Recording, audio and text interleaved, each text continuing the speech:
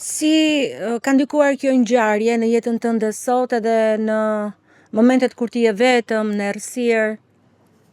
Ke akoma ndjesi që të përndjekin? Patjetër.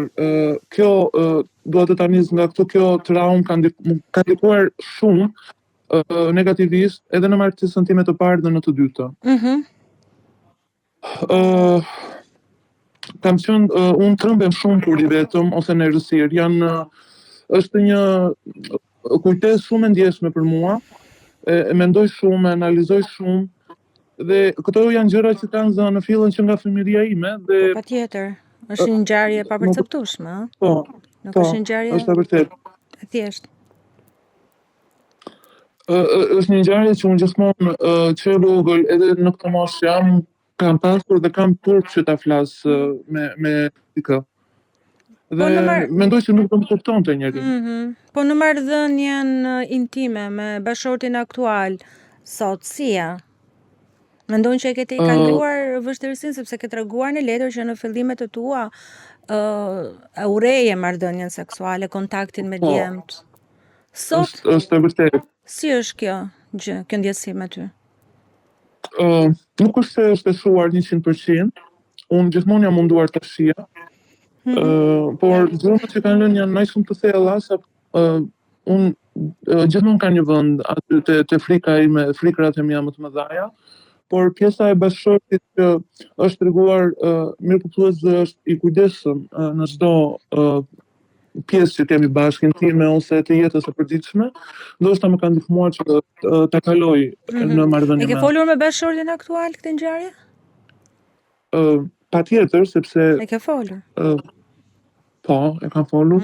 E ka kuptuar ai? Është mbështetës. Po. Është fat i mirë, ëh? Sepse jo gjithmonë partnerët, pavarësisht se ngjarja është tërësisht jashtë përgjegjësisë dhe fajit të kenës, është e vështirë që partnerët apo njerëzit e jetës të kuptojnë. Sidomos abuzimet seksuale të ndodhura në fëmijërinë, çestet, që në familje, absolutisht lën gjurmë tek intimiteti dhe lidhja. Po, sepse në këtë rast kemi të bëjmë edhe me abuzim seksual edhe me incest. Po. Me ngjarje shumë të rënda. Bashkëjetojnë.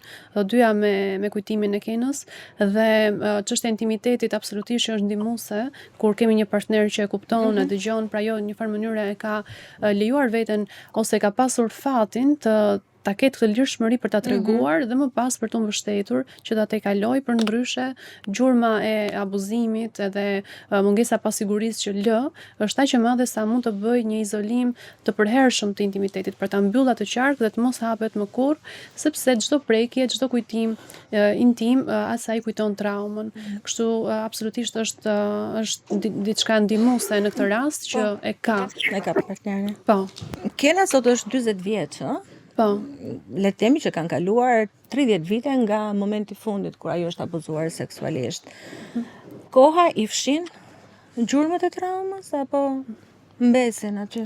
Tek çdo person është shumë personal mënyra e procesimit të kësaj. Absolutisht nuk mund të themi që fshihet në mënyrë të përhershme, sidoqoftë është eksperiencë që nuk duhet të ndodh. Absolutisht. Dhe kur çdo person në çdo fazë të kalimit, domethënë që mund të bëjë apo superimit të situatës, diçka do mbetet. Por e rëndësishme është të bëhet shkëputja e ngjarjes nga personi. Pra nuk është siç po e thonte pak e dëgjova te Kena, pra kjo gjuhë që unë dëgjoj më bën të kuptoj se ka avancuar në përpunimin e atij momenti, thotë që nuk është faj, pra nuk është faji im që më ndodhi kjo. Dhe duke e bërë këtë gjuhë të brendshme pjesë të integruar për të vetes, që t'ja përsërit vetes kur kujton këtë ngjarje, patjetër të distancon nga ai moment dhe të bën që ti ta kalosh, por kujtimi mbetet. Është edhe për ta pranuar si gjë, në mënyrë siç themi gjithmonë për ato fazat e tejkalimit të momenteve të vështira ngjasojnë, qoftë në trauma që ndodhin ngjarje të si aksidente apo ngjarje të humbjeve siç patëm javës kaluar, apo edhe momentet e abuzimit, mënyra e tejkalimit është pak a shumë e ngjashme. Pra ne vim me pranimin e situatës për të kaluar më pas tek hapat e tjerë, që është procesimi, po. Procesimi, po.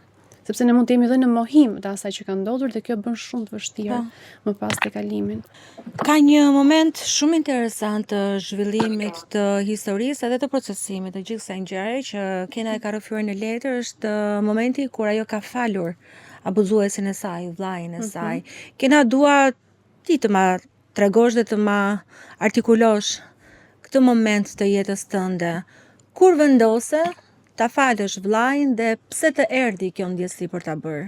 Shiko, unë u rrita duke folur me vete dhe duke mos besuar kurse mund të shërohesha një ditë. Sepse ndoshta në thelb askush nuk më ndihmoi dhe askush nuk e kuptoi dhe ndihesha e pafuqishëm dhe e dobët. Erdhi një moment në jetë që mu desh të kuptoja se duhet ta falja abuzuesin.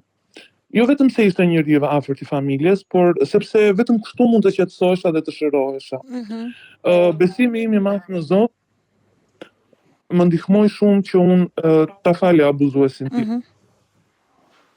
Me shumë luftë arrita ta fal. E kuptoj. U përpoqja të haroja çfarë më kishte ndodhur dhe ngjeta ngushëllim të besimit në Zotin. Dhe kjo gjë më ndihmoi të jap kuptim jetës time dhe të gjitha gjërave që kisha jetuar. Dhe po jetoja. Përveç kësaj mundohem gjithmonë të kuptoj që çdo një njeri që vuan apo që shfaqin sjellje që në dukje nuk janë fort të hishme, mundohem të kuptoj se çfarë mund të ketë shtyrë dikë të flas apo të sillet pa kujdes. Je vëzhguese tani edhe në situata të tjerëve. Kam përshtypjen që ke një ndjesi alarmi brenda vetes. Gjithmonë. Jam shumë kurioztare të di ndjesitë e tua sot për vllain tënd. Në qoftë se mund të them ndjesi, e di, nuk ndej asgjë, për ndoshta as dashuri vllazërore, ndoshta as urrejtje. Është gjithmonë një marrëdhënie që unë me atë flas dhe takohem shumë rrallë, vetëm në ngjarje që ndodhin familjare që jemi të detyruar. Dhe unë gjithmonë, ai nuk më shkruan asnjëherë dhe nuk më merr asnjëherë në telefon, por unë gjithmonë kur ka festa i shkruaj mesazhe urimi, të ftohta.